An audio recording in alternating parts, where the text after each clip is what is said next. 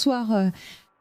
Chère Madame Gourrier, avec un gros travail donc d'articulation au niveau culturel, et malgré la période contrainte où les équipes ont tenu bon, et je crois qu'il faut les remercier car là encore, elles ont fait preuve de beaucoup d'innovation pour nous permettre de continuer à bénéficier de cet échappatoire et de cette liberté, de cette émancipation que nous permet la culture. Nous avons eu une question, chère Martine, de Caroline, qui nous remercie pour là encore l'action engagée, pour nos bons vœux, qui nous souhaite de retrouver un peu de normalité et qui aimerait connaître la date approximative de la réouverture du cinéma de Châtillon. Question qu'on nous pose très souvent, chère Martine.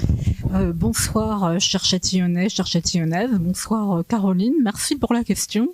Alors d'abord, je voudrais vous dire que nous aussi, nous aimerions vraiment retrouver un peu de normalité, parce que Madame la maire l'a dit, la situation n'est pas facile, c'est compliqué d'organiser des événements en ce moment. Il faut à la fois faire et défaire, tenir compte des contraintes. Les artistes ont souvent le Covid, donc on a été plusieurs fois contraints d'annuler. Les spectateurs sont parfois malades aussi ou précautionneux. Donc tout ça est un peu compliqué, mais néanmoins, nous avons tenu.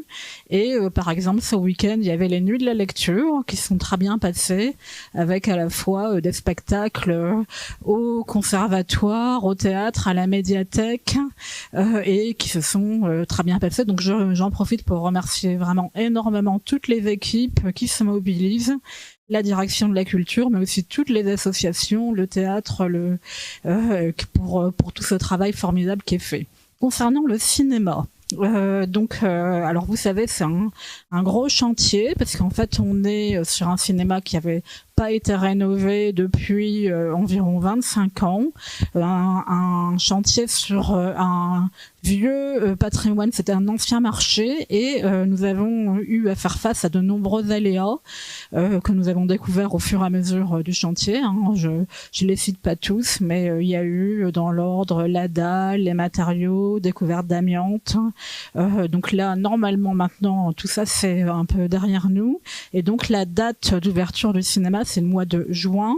Je sais que c'est tard, tout le monde nous le demande, on a tous très envie que le cinéma ouvre à nouveau, donc on attend tous avec impatience. Il va falloir donc encore un peu patienter, et en attendant, je vous incite à passer dans le cinéma, à aller regarder la magnifique fresque de Sifat qui est là depuis le mois de novembre, et donc le cinéma ouvrira en juin. Merci beaucoup Martine, une attente qui est longue, qui est très longue évidemment. Nous ne pouvons que le déplorer tout comme vous, mais je crois qu'il était aussi très important de pouvoir rendre ce cinéma accessible au plus grand nombre. Il avait vraiment besoin d'être totalement réhabilité. Et puis des aléas techniques, notamment cette fameuse dalle qu'il était absolument impossible d'anticiper au préalable, parce que c'est en avançant dans le cadre des travaux que les prestataires se sont rendus compte, en lien avec nos services techniques, que nous avions un certain nombre de problématiques.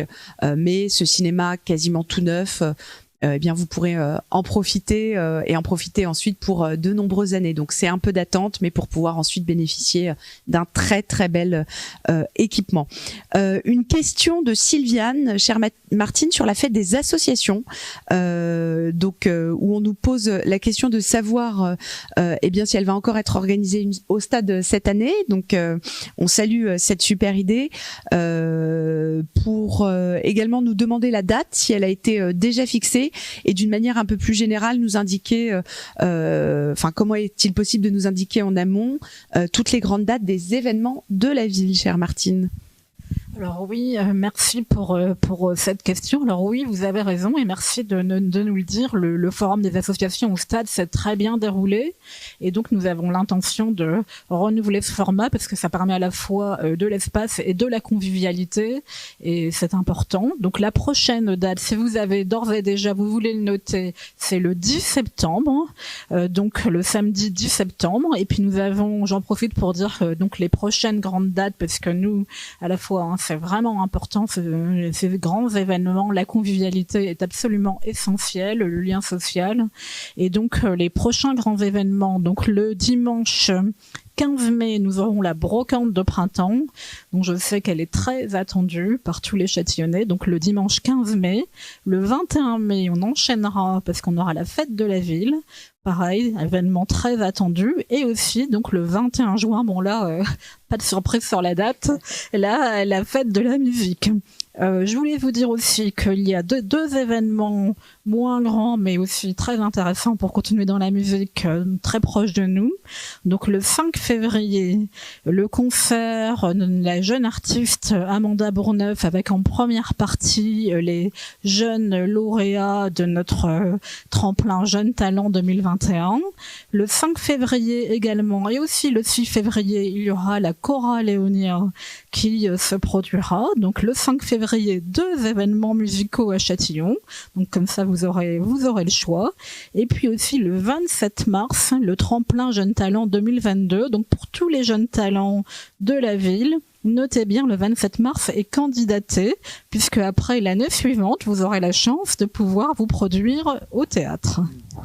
Et je crois que c'est important aussi bien de favoriser nos jeunes talents parce que Châtillon en est rempli et nous leur faisons aujourd'hui une place accrue.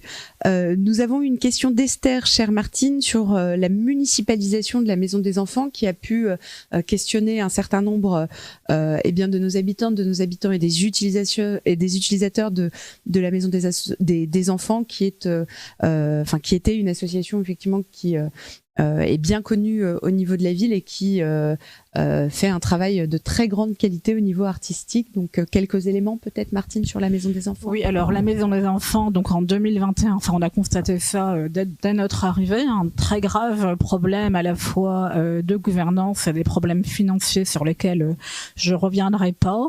Mais néanmoins, en fait, ces problèmes nous ont conduit à vouloir changer les statuts. Et puis pour sauver la Maison des Enfants, donc nous avons décidé de la municipaliser. Alors ça veut dire quoi la municipaliser, c'est assez simple finalement, c'est que l'association en elle-même a été dissoute et les professeurs sont maintenant des salariés de la ville et ce depuis le 1er janvier. Donc je tiens d'ailleurs à souligner là que c'est un très gros travail de l'administration de faire ce transfert et je tiens à nouveau à les remercier, tout particulièrement la direction des ressources humaines de la ville parce que c'était un gros travail de faire ce changement de statut pour l'ensemble des professeurs. Donc de manière concrète, les professeurs donc ont changé de statut, mais la structure elle-même et l'ensemble des activités proposées sont exactement les mêmes. Les tarifs n'ont pas changé et tout ça au bénéfice de l'ensemble des adhérents, puisqu'en fait la Maison des Enfants c'est une structure absolument formidable. Les activités qui sont dispensées là sont vraiment très sympa, les adhérents sont toujours très contents et ce que nous espérons c'est qu'avec aussi ce changement de statut il y aura plus d'ouverture sur l'ensemble des autres services de la ville et puis également le fait que donc un meilleur travail en réseau et puis aussi un développement des activités et donc grâce à ce changement de statut il y aura en fait finalement un meilleur développement des activités et donc je ne peux que souhaiter que la Maison des Enfants continue et se développe exactement comme elle l'a fait depuis 20 ans, mais avec beaucoup moins de problèmes financiers et de gouvernance que ce qu'elle a connu. Merci beaucoup Martine. Je crois que ce sont des éléments qui sont importants pour vous sécuriser. Toutes les activités sont évidemment maintenues et toute cette normalisation va aussi, je pense, nous permettre d'en mettre en place de nouvelles. Merci pour cet engagement. Merci également à nos conseillers municipaux délégués Nathalie Pavageau et Pedro Garcia qui œuvrent au quotidien avec Madame Gourrier pour ces animations artistiques et culturelles. C'est un engagement fort de notre part que Châtillon soit une ville où il fait bon vivre et malgré encore une fois cette contrainte sanitaire, nous faisons en sorte que vous puissiez continuer à profiter des activités châtillonnaises et de nouveaux événements pour une ville où il fait bon vivre.